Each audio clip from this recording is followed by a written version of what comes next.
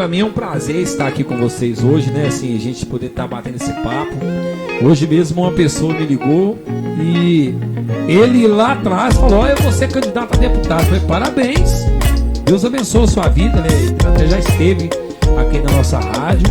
E ele falou assim: e aí, você vai sair mesmo? Eu falei: peraí, você tá dizendo assim, eu vou sair candidato mesmo? Eu já decidi isso, foi lá atrás, eu não estou decidindo isso agora. Então às vezes as pessoas estão tão acostumadas a achar que a gente tem essa liberdade de direcionar um projeto e simplesmente sair desistindo no meio do caminho. Hoje, essa oportunidade de eu estar aqui sendo entrevistado por vocês é uma oportunidade até de colocar qual que é a nossa visão, como que nós enxergamos essa chance de ganhar essa eleição, mesmo diante de um cenário tão complicado que parece que já tem as cartas marcadas, né? E é um desafio e a gente está firme e forte para ele.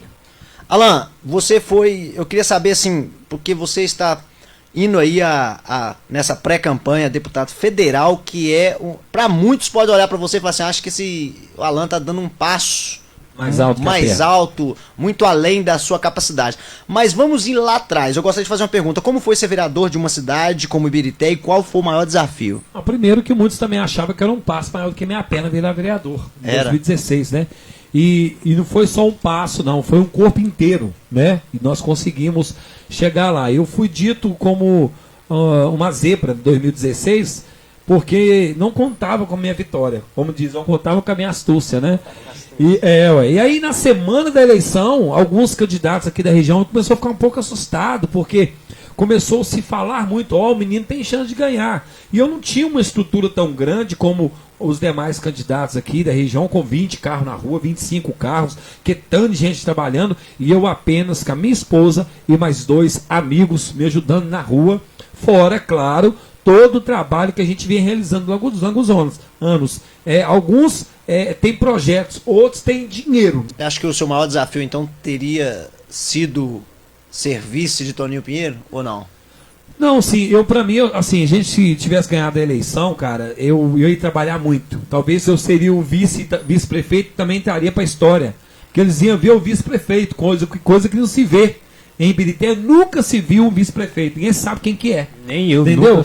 Então, assim, eu tinha esse desafio, assim como eu fui um vereador atuante, ser um vice-prefeito atuante. Ou seja, aquele parlamentar que estaria presente em muitos cenários, né? Discutindo, conversando, ajudando a comunidade. Então, quando eu aceitei a proposta com o Toninho, em 2020, eu aceitei com o intuito, de fato, para poder trabalhar. Você pontuou uma coisa importante.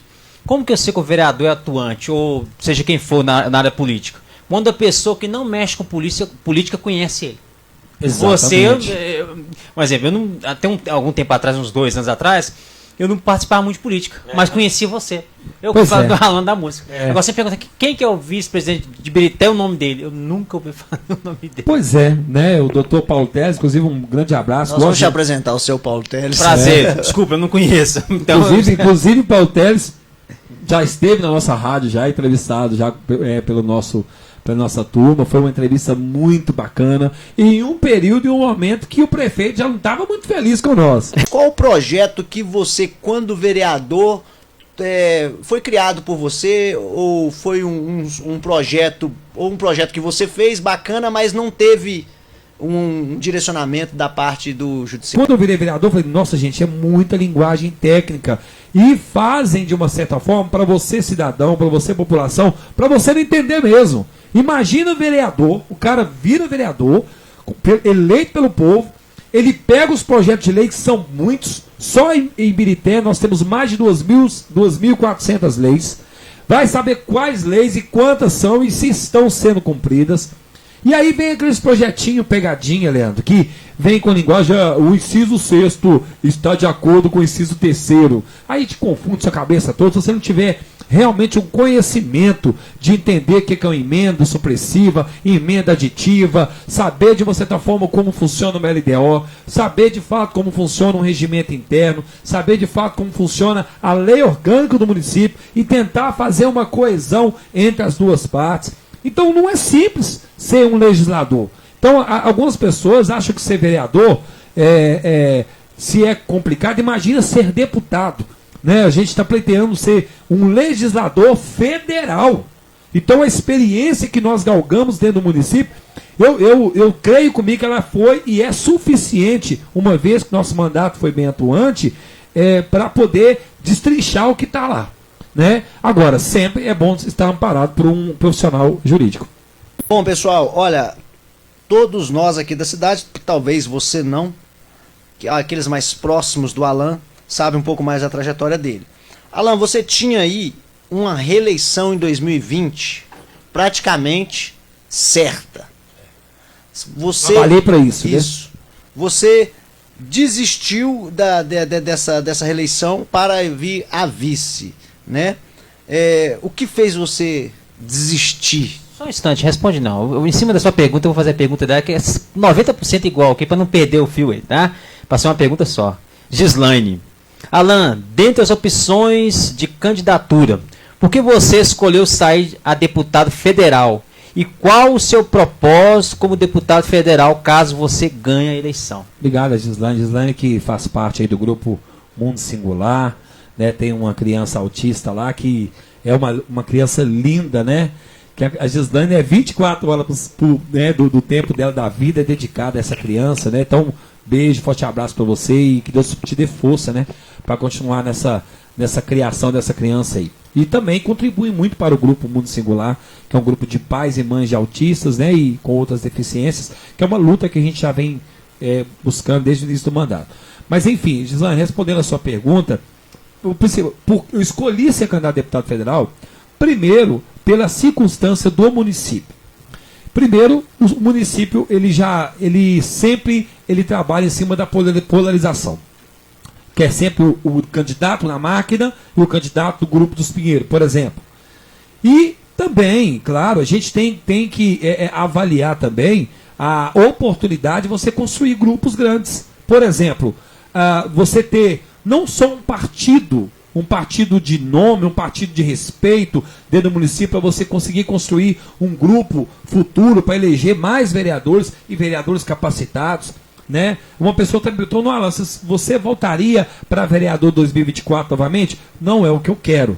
Se precisar, na última instância, pode ser que a gente venha. Mas não é o que a gente almeja. Por isso que a gente busca, de uma certa forma, esse crescimento político. Né? Claro que nós queremos ganhar a eleição. A gente sabe que é difícil, são muitos votos que precisa, mas a gente vai continuar construindo. Iniciamos a partir desse mês agora uma trajetória nessa pré-campanha, e depois nós temos a campanha também. Que Deus abençoe, que chegue nas pessoas, que as pessoas acreditem que possam ter candidatos que defendam de fato a população. Então, eu escolhi exatamente por entender a importância de termos mais deputados federais para poder estar empenhado com os municípios, não só com Ibirité. Nós temos Sarzeto, temos Mário Campos, nós temos a própria cidade de Contagem, nós temos aqui Brumadinho, né? Nós temos Bicas, Igarapé. Se você for pensar bem, um deputado federal fala assim, não, eu vou ficar quietinho nessas 6, 7 cidades, ele tem que serviço para sobrar.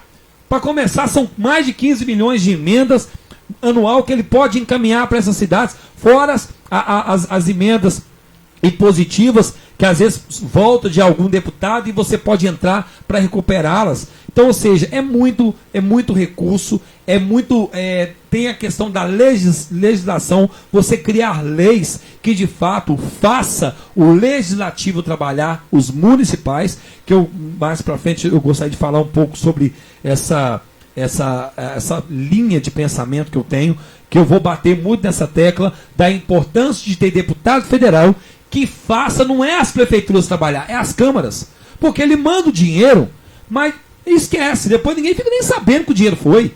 Então o prefeito muitas vezes não entra com o documento para poder pegar esse dinheiro, porque não é só mandar o dinheiro, ô Leandro. Manda o dinheiro para lá, o setor jurídico da prefeitura tem que preparar o documento, entrar para o dinheiro cair na conta. Então, às vezes, por pirraça, como aconteceu aqui em Ibirité, da gestão atual negar emendas do Toninho Pinheiro, às vezes da própria Ione, por exemplo, por questão de biopolítica, o que eles faziam? Simplesmente não davam andamento nos documentos, aí o dinheiro voltava. E aí a Ione e outros deputados aí que não tiveram emendas aqui dentro, são obrigados ao quê? A mandar para outro lugar. E aí falam que não manda emenda, entendeu? Então, assim, eu tenho muito respeito pela deputada Ione, pelo próprio Pinheirinho também, porém, eu sou candidato a deputado federal e claro que eu não vou pedir para votar, eu vou pedir votar em mim.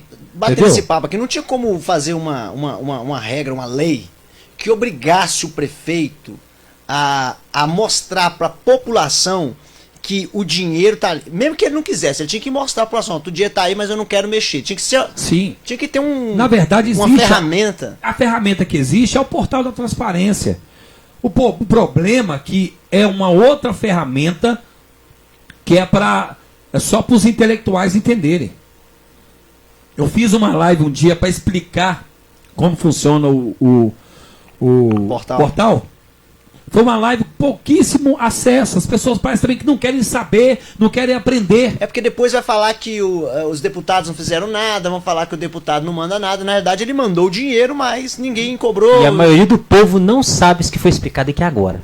Sim. O dinheiro vem, passa. Fica parado lá no banco. O povo não sabe disso. Sim. Olha a importância dessa live. Olha a importância de ao vivo e depois portegar essa live mais pra frente. O que caberia, na verdade, Diácono, é que tivéssemos prefeitos comprometidos de fato com o povo e não com seu grupo político. Se tivermos mais prefeitos comprometidos com o povo, mais vereadores, fiscalizadores, mais deputados que chegam, você já pode observar. A gente tem exemplo de alguns deputados, que eu não vou citar não, que são meus concorrentes, que começaram até a fazer essa fiscalização nas câmaras. Chegando ao vereador, por que você não fiscalizou o dinheiro X que eu mandei para cá? E fazer um vídeo.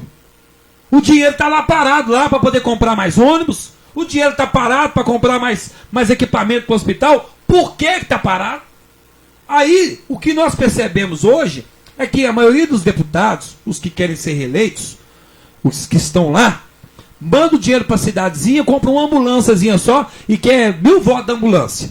Então ele amarra o prefeito ali com aquela ambulânciazinha e com mais alguns benefícios, e na época da eleição ele volta a querer colher. Fora isso, tem os deputados que mandam mais recursos, 10 milhões, 15 milhões, 30 milhões, 50 milhões para os deputados, para as prefeituras, e a gente percebe, de uma certa forma, que não há uma divulgação ampla desses recursos, porque, raciocina comigo, Leandro, quando se tem uma má intenção de gestão, é complicado eu divulgar, né? Porque se eu divulgar que veio 20 milhões, eu tenho que dar conta dele. Por isso que eu acredito que ainda, não só nessa gestão de Ibirité, mas outras de outros municípios, está acontecendo, desculpa a palavra, gente, a maior podridão de emendas parlamentares do que já existiu na face da terra. Você trouxe uma informação, são quantas emendas parlamentares que são enviadas? Depende, eu estou falando. A gente coloca aproximadamente 15 milhões anual. Meu Deus. Anual? Né? Tem o valor exato, eu vou estar publicando, inclusive, nos próximos dias, os valores exatos por deputado. Nós temos 577 deputados federais. Então é muito dinheiro. Nós temos só em Minas mais de 50 deputados. 53, parece, ou 54 em média. Então, olha, e aí você vai, por exemplo, hoje mesmo a minha esposa esteve num posto de saúde, ela ficou lá 3 horas, depois de 3 horas para receber uma informação que não tinha médico. Pois é. Existe ações, Leandro, que são simples de resolver. O que eu percebo na política, Diácono, é que é o jogo do... Eu tive esse problema com o vereador, teve momento de eu querer me explodir, mas por a questão da boa convivência eu tive que segurar. Porque se eu explodisse em determinado momento, talvez eu não conseguiria nem fazer meus trabalhos dentro da Câmara. Então tem horas que eu entendo que você não pode sair explodindo tudo, pode sair gritando, então você tenta o diálogo primeiro. Primeiro você bate o papo, primeiro você mostra. Aí se não resolveu, aí você vai pra porrada. Eu gostaria de deixar isso bem registrado aqui, porque a gente vai entrar nisso. Às vezes a pessoa fala assim, mas você é um cara totalmente de direita, o Alan é um cara meio de centro ali. Como que vocês convivem? Olha, o fato das convicções políticas dele e a minha não significa que nós não podemos andar junto, exatamente, respeitar um ao outro. Exatamente. Né? Eu acho que é isso. Deixa eu ligar o ar-condicionado, pode falar. Eu acho que é isso que as pessoas deveriam olhar. Por quê? Hoje a gente acaba falando, querendo trazer uma política, querendo de convergir as ideias. E a gente vive hoje, querendo ou não, existe sim essa polarização, A versus B, direita versus esquerda, mas a algum ponto a gente tem que convergir. Eu acho que a gente vem convergindo em alguns pontos e alguns pontos cruciais que faz desse programa continuar andando aqui dentro da ACC aqui. Então, hoje eu quero fazer esse agradecimento aqui ao Alan, dizer que sou grato a Deus pela vida dele, mas assim, como que foi essa criação da ACC? Então, é um sonho antigo, né? Desde 2004 que eu tenho esse contato direto com o social, né? Eu comecei a escola de música em 2002, né? Que era ali um comércio, né? Um comércio, uma aula de música ali. E quando foi 2004, eu comecei a trabalhar num projeto social e apaixonei com aquilo, porque eu vi aquele monte de criança. Inclusive quero agradecer a vereadora Marclene, que é a atual vereadora, única mulher da Câmara, né, que me deu essa oportunidade lá. Então eu sou muito grato a ela por ter nos dado essa oportunidade. Eu, o Reginaldo na época, hoje meu amigo Reginaldo está lá em Montes Claros, professor da Unimontes lá de música, doutor em música, né? Devo muito a ele, porque aprendi muita coisa com ele. Então, assim, quando foi 2008, eu comecei a trabalhar com idosos, né, no Clube da Amizade. Foi a oportunidade de eu dar aula de música lá. Então, eu dava aula de violão na parte da manhã, na parte da tarde era um centro de convivência, e eu tocava uma sanfona lá para os idosos. Eu falei, não, um dia eu vou ter um negócio igual esse aqui e tal. E nesse período, a minha escola de música, eu já recebia, por exemplo, algumas pessoas querendo fazer, eu quero dar aula de dança, eu quero dar zumba, e na época eu até tinha um salão até pequenininho, mas começou já ali uma mini CCzinha ali, né, que era nosso mundo da música. Foi uma época que o axé estava bombando no Brasil, todo mundo tinha um grupinho de dança de axé, né, você lembra dessa época, né, que tanto homem quanto mulheres montavam os grupinhos de axé para ir para as festinhas. Então eu abri espaço. Depois disso aí, abri espaço para as bandas ensaiar, montei estúdio. E em 2010 eu fundei o Baturité, que é o projeto de percussão com material reciclável, né? E aí, ali eu falei, não... Teve um desses projetos, eu os cortando, que parece que teve uma televisão, chamou vocês... Sim, nós fomos para a TV Horizonte, no programa Dedo de Prosa. E eu fui em 2012, quando eu assumi a Orquestra Jovem, né, de Ibirité, lá com o Instituto Irmão Lázaro, durante 2 anos fui maestro lá. Então a nossa trajetória, ela é enorme no sentido cultural, graças a Deus. Então hoje nós temos um espaço próprio aqui da CC, exatamente porque era muito dividido. Eu dava aula num lugar aqui, dava em outro ali, era uma igreja aqui, era uma escola ali, era uma praça do outro lado lá. Falei, não, está na hora de eu ter um espaço meu, né? E Deus me abençoou em 2018 em montar esse espaço. A escolha do seu partido, nós vemos que hoje em dia nós temos aí essa polaridade, direita, esquerda, tal, essa questão toda. Foi uma escolha certa devido, a gente sabe que hoje o partido é o Solidariedade, não é isso? Sim. Ele é bem aliançado aí com o Lula, né? Foi uma decisão certa? Como que você vê isso? Então, na verdade, Leandro, eu nunca gostei de centralizar uma candidatura ou num prefeito, ou num presidente, ou num governador. Apesar de que, em 2016, a melhor opção partidária acabou sendo a opção do partido do Ilha Parreira. Inclusive o 36 na época, né, meu número foi 36036. Repeti para fortalecer o número do prefeito, né? E eu fui eleito, eu e o Beto Alegria fomos os únicos vereadores, o Beto reeleito e eu eleito naquela chapa.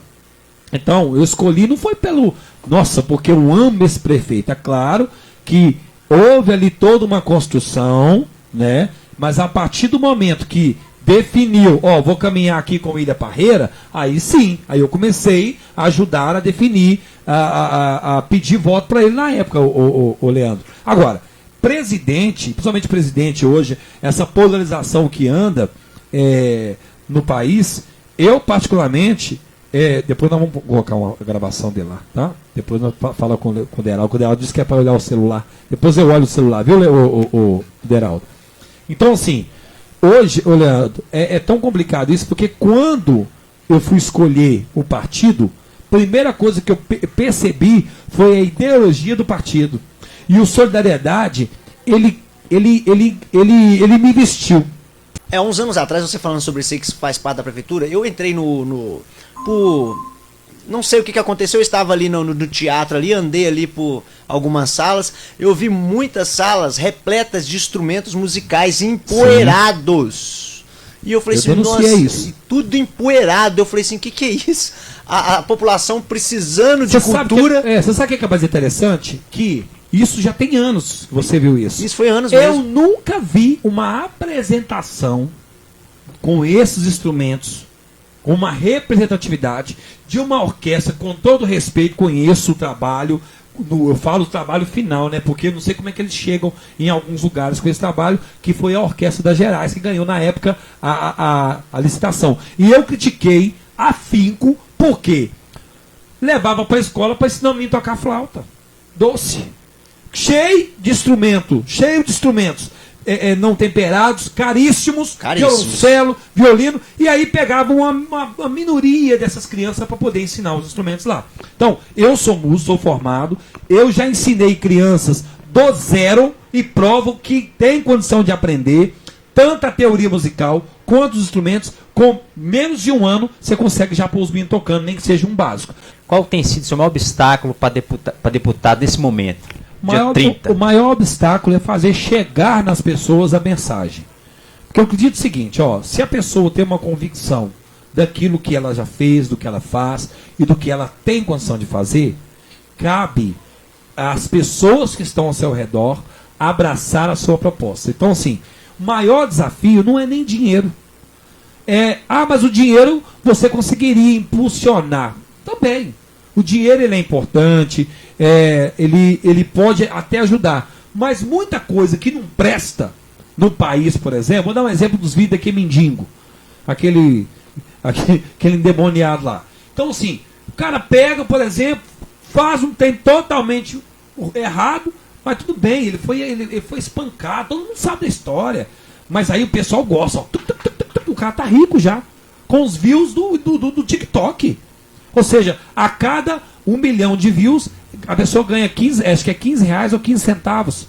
Aí tem não sei quantos milhões, na hora que você vai colocar os milhões dos 15 centavos, dá 300 mil, 400 mil reais. Já não é mais mendigo. Não é mais mendigo. Morador de rua, né? Não é mais. Não é mais, não. Aí, os vídeos dele, ele falou mendigão aqui. Se você perguntasse pra ele se você queria levar um couro desse de novo, acho que ele falaria. Sim, e agora é candidato a deputado federal. Ou seja, com todo respeito, não é o ser humano que é o lixo, mas ideologia lixo dessa convence mais do que um trabalho que a gente já vem construindo há mais de 2 décadas para a gente chegar onde chegou, Leandro, e ter uma estrutura em pé como nós temos convicção e nós temos capacidade de representar o povo, mas o seu próprio vizinho prefere votar nos sensacionalistas famosinhos da internet do que você que está candidatando. Então, o maior desafio, Diácono Rogério, é trabalhar a linha de convencimento. De qual candidato a federal que você vai travar uma batalha com ele? Você fala aqui dentro da cidade? Dentro da cidade. Dentro da cidade, assim, pode ser que vão ter vários que vão ser envolvidos, né? Eu, sinceridade, assim, de nomes que a gente vê, né? Nós temos o próprio Nicolas mesmo, que já é da linha bolsonarista, que muita gente já tem ali uma forma de envolvimento já, de falta de envolvimento com eles, entendeu? A falta de envolvimento com ele pela internet, às vezes não vai querer nem saber quem está perto, vai votar no Nicolas, por exemplo. Gosto muito do trabalho dele, eu acho que ele acertou a linha, mas eu acredito que ele já tem seguidor suficiente para ser eleito lá. É uma oportunidade de eleger mais pessoas para poder juntar as forças lá no Congresso. Apesar de não só o Nicolas, outros candidatos a federal, por exemplo, estadual, querer pegar a linha bolsonarista para ser eleito. Eu estou vendo um monte aí. Todo mundo vai surfar na onda. Vou surfar como a pessoa de esquerda quer surfar na linha do Lula. Eu estou aqui no Lula, eu tirei foto com o Lula. Com o Bolsonaro, ontem mesmo um primo meu, beijo para meu primo, o Charles, um bolsonarista doente, tá? Fez aniversário dele ontem, lá o bolo dele tinha o Bolsonaro, todo mundo caminho do Bolsonaro. Falei, gente, tá bem que eu não fui no seu aniversário. Porque assim, eu não gosto de nada que como é que eu vou dizer a palavra? Não é nem polarizado. Essa coisa de você ficar a idolatria. Idolatrando o candidato, sabe? A pessoa não se garante, na verdade. Gente, parabéns pro Bolsonaro, 50 anos de deputado, virou presidente, é o mínimo que ele tinha que tentar mesmo. Porque eu acho que depois de 2, 3 mandatos para deputado, o cara tem que tentar uma coisa maior, virar governador, fazer uma coisa maior. Agora os caras, eles sentam na cadeira e acham gostoso e ali eles ficam. Então, eu até penso, não sei se pela trajetória, também não quis estudar o passado inteiro do Bolsonaro, se ele tentou ser presidente em outras oportunidades. Ou se depois de 30 anos de Mais mandato, de 30 anos, ele falou, agora eu vou ser. Achou a vibe e pum! Então, ou seja, está na hora de nós, inclusive, mudar essa legislação. Eu não concordo com o deputado tendo mais do que 2, 3 mandatos, não.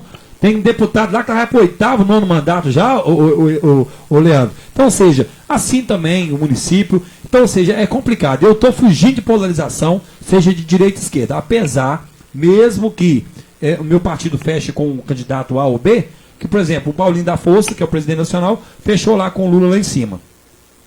E aqui no estado, o meu presidente já falou, vocês ficam ali para apoiar quem que vocês quiserem. Então esse negócio de partido, isso não manda muito. O que manda é a questão daquilo, porque independente do presidente que ganhar, eu vou ter que fiscalizar. A gente sempre sabe que alguns políticos tentam fugir disso, mas eu creio que não tem como você fugir disso. Mas todo político carrega um karma, vou dizer assim, alguma bandeira ele carrega.